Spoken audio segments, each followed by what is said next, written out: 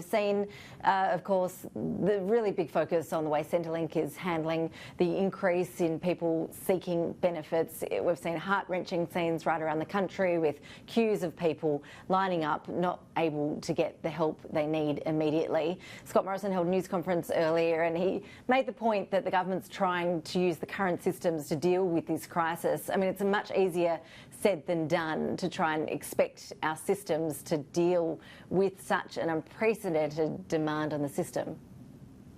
Yeah, it's an unprecedented demand on the system, but I think quite a foreseeable one, and I would have hoped that the government would have been slightly better prepared.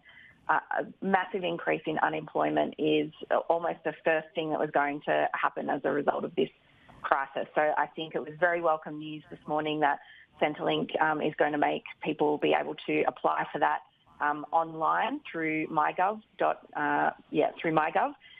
Provided that works, I guess. But, you know, people need this money to be going out the door immediately. And at this stage, even though it's very welcome news that the Centrelink payment is going to double, the bulk of that money isn't going to be rolling out for another 4 or 5 weeks. And people really need that money now. And I think the massive queues at Centrelink just showed how desperate a lot of people are who've seen their jobs or their shifts almost go overnight. Such bad news, Terry Barnes, for the economy on so many fronts, and the government obviously is spending billions and billions trying to tackle this, but are also acknowledging that more is going to have to come to deal with the unprecedented demand. Well, that's right, and I think basically our economy is going to be strained to the limit, but then economies all around the world are going to be strained as well. And look, I don't disagree with what Ebony just said, except for one point. I think the queues at Centrelink and the rush on Centrelink yesterday and again today has something to do with the way that both New South Wales and Victoria announced the escalating of restrictions and de facto lockdowns on Sunday. I mean, they didn't actually make very clear to anybody for some time what was essential, what isn't, what's closing, what isn't, and so on. So I think, again, we've got to get the communications right with this. It's not just shoveling that money out the door, but it's also making sure that people understand exactly where they are in relation to all of this. And I don't think we've quite got that right, though I think the tone is right, but I don't think the messaging is entirely there. Ebony, we have seen obviously criticism of the communication strategies the government is using, and communication is hugely important in terms of getting the country on board with what they are being expected to do. The Sunday, Monday mixed announcements, mixed messaging, I think was regrettable from the state and federal governments in terms of what we knew was about to be happening and then what ended up happening. But I think last night Scott Morrison's news conference did clear a lot of that up and took on a new tone that I think did probably give us a bit more confidence as to where we're at now going forward.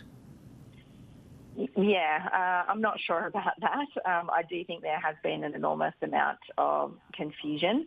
I think an end to those very late night press conferences would be welcome. A lot of that comes well after, people have stopped tuning in for the day, but there's no doubt everyone needs to be on the same page. And the communications are going to be so critical to getting this right, this response. But also I think the government needs to stop thinking about this and talking about this, particularly in relation to the economy, as, trying to combat something with some temporary and targeted measures. We have never seen a disruption to the economy on this scale. And what we're going to need in the short term and longer term is going to be a massive expansion of the public sector to take up where whole sectors of the economy have been shut down, and rightly so, for public health reasons.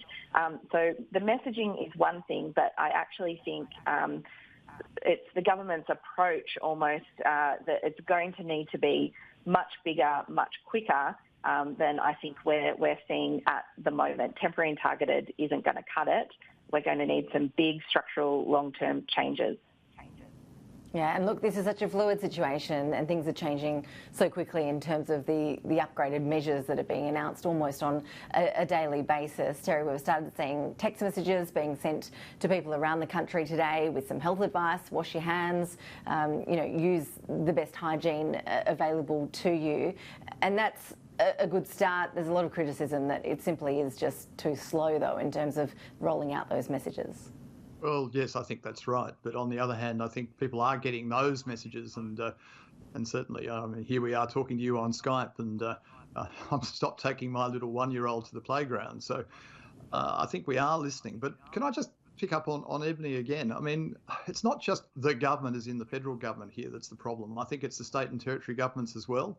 My sense is that the national cabinet approach, while it's admirable, is not working as well as it could, because the one thing a normal cabinet has, a normal state or federal cabinet has, is what they call collective responsibility and cabinet solidarity, where everybody effectively agrees on something and goes out and sells it. Whereas here, they do have meetings, they do have discussions, but if a state like Victoria wants to go and do its own thing, or New South Wales or any other state, they seem to go and do it anyway and tell the national cabinet afterwards. But I really do think that one of the lessons we're going to learn from this is that sometimes our federal structure just does not work, and that we actually have to put it aside and focus on a national response and national leadership without any complications and clear sense of who's actually in charge. And sometimes I think it's a case of tearing up the Constitution and getting on with the job of the national interest, not just state by state interests, and not causing confusion to ordinary Australians in terms of what one government is doing and what another isn't.